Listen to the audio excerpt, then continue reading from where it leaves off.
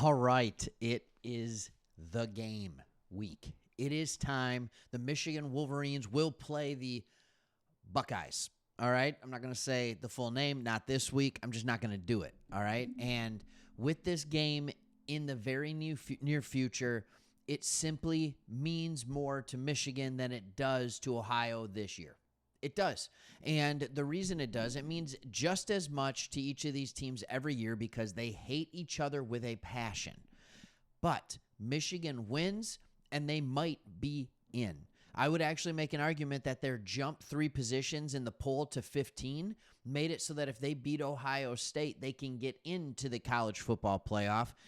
Very simply jumping teams that don't deserve to be ahead of them anyway. They're behind a couple of 2-loss teams, which just have at this moment a stronger strength of schedule. And they're behind a 1-loss BYU team that, quite frankly, is not that good and got absolutely smoked by Texas Tech. So I think it is setting up for that. But that's not what this video is about. We'll continue to talk about all these things as the next few days come along. What this is about right now is how Michigan can beat Ohio. That's what we are talking about in this one. And I'm going to bring you to an article that was written by a beat writer for Ohio. And it was an article titled 5 Ways Michigan Can Beat Ohio State. And we know that we are in their head if they're writing articles like this, but also when you look at the reasons, it gives even more reason to say, man, it is good to be on this side of it. I remember the dog days. What was it? 16 out of 17 or 17 out of 18 years that Ohio State beat us. It was Tressel, then it was Meyer. We got one victory in the in-between when they had interim coach Fickle, and we had Brady Hoke, and then it was back to losing, and then Jim Harbaugh came, and even he wasn't winning, and we're like, what is going to happen? And then Harbaugh won the last 3 against Ohio. And then Sharon Moore comes in last year when we had no business, when we were 6-5, when we had absolutely no business and we were headed toward an absolute trash bowl game. We go in there, we beat Ohio, we get a nice bowl game, and we're like, oh, now we're going to get beat by Bama. Then we beat Bama, right? And all of a sudden you see that this team has picked up momentum and that it's surging at the right time. Here we are this year, we have a quarterback.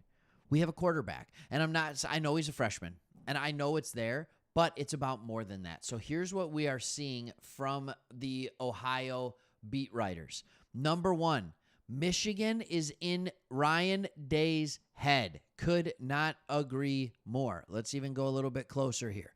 Day has admitted more than once how much he wants to beat Michigan and how hard it's been for that he's lost 4 straight to them.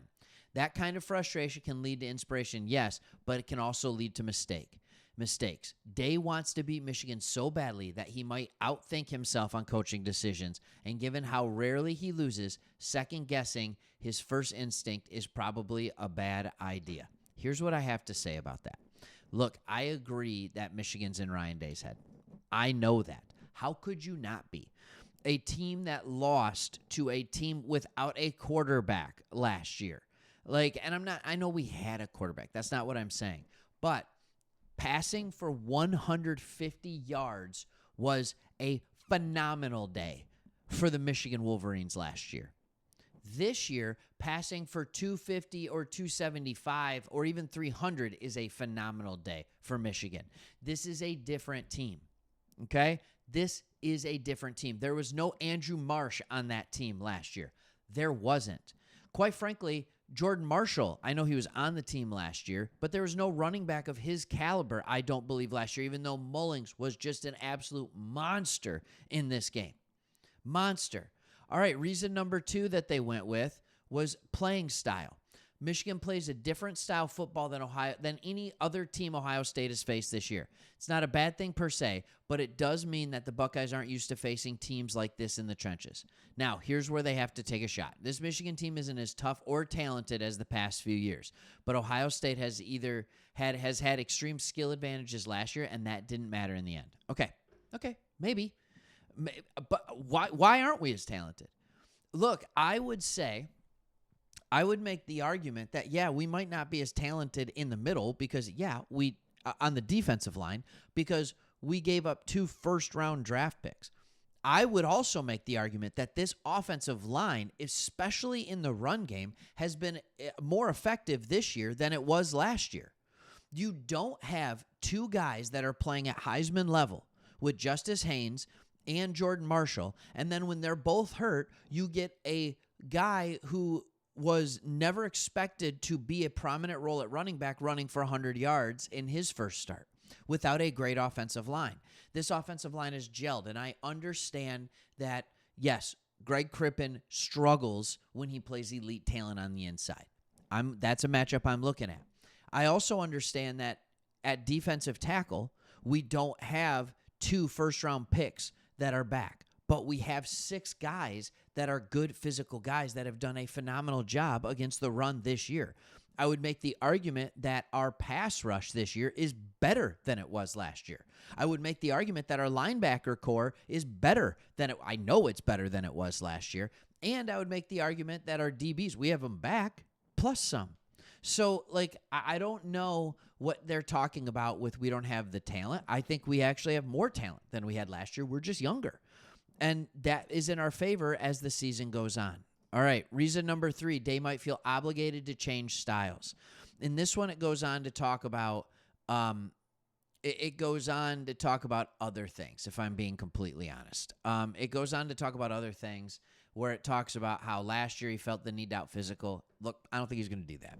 I think Day has learned enough. I mean, the fact that he won a national championship last year, there would be something wrong in his brain if he still felt like he had to change styles in order to beat us. But there might be a different reason for them to change styles, and that comes with number 4, which is their questions at wide receiver. Are Jeremiah Smith and Carnell Tate healthy? I don't know. Will either of them play? I don't know. If they do play, how effective will they be? I don't know. All right, we know the offense hasn't been the same without them.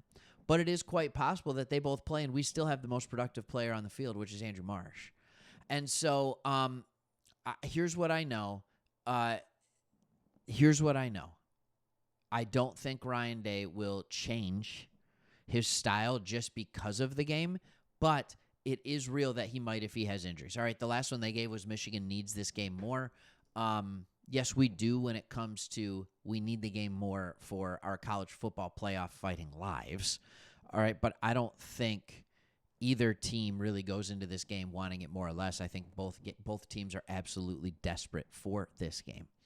I will say I still believe that the pinnacle of this game was played 2 years ago. It was played 2 years ago when everything is on the line, when you have the 2 best teams in the country playing each other, and one of them would likely get knocked out of the college football playoff when it was only 4 teams. I think it is very rare that will happen again. The closest thing that could happen to that in this game in the future is that both teams go into this game 9-2 or 10-1, and the loser gets knocked out of the college football playoff while the winner stays in. But that's very rare that these teams would go in as number 11 and 12 in the country or 10 and 11. And so I think we're through this game is played for purely the rivalry at this point. And yes, I do think it adds a little bit of spice to it that Michigan might be able to get in if they win. I think it might add a little bit of spice to it. So I just wanted to talk about that. We'll be doing more videos, trust me, as we lead up to the game. We'll be talking about it afterward no matter what. Would love to see the Michigan offense play like they did against Maryland and the defense play like they did against Washington. That's the team that needs to show up for this game. All right, hope you enjoyed it. Hope you enjoy this content. I think Ohio State's a little bit scared. Why wouldn't they be? They've lost 4 in a row. All right, thanks for watching. Hit that subscribe button if you haven't yet. We'll see you on the next one.